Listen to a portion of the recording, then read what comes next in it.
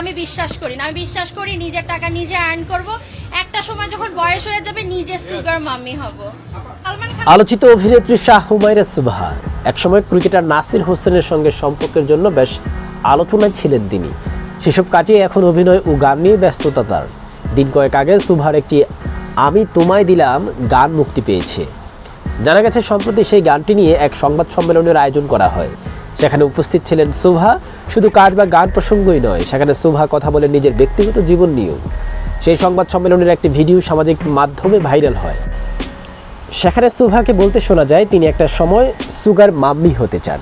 অভিনেত্রীর কথায়, আমি সুগার মাম্মি হতে চাই বয়স 40-এর পর। আবার এক প্রশ্নের জবাবে সুবহা বলেন, আগে আমার বয়স 40 হোক, তারপর বুক দিতে বলবো। অভিনেত্রী সুবহার এমন খোলামেলা মন্তব্য বেশ আলোচনার জন্ম দিয়েছে নেটিজনদের মাঝে।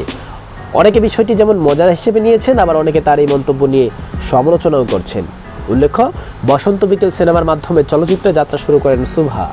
রফিক শিকদার পরিচালিত এই সিনেমায় তার বিপরীতে ছিলেন চিত্রনায়ক শিপন মিত্র। তিনি সিনেমার চেয়ে ব্যক্তিগত জীবন নিয়েই বরাবরই আলোচনায় এসেছেন।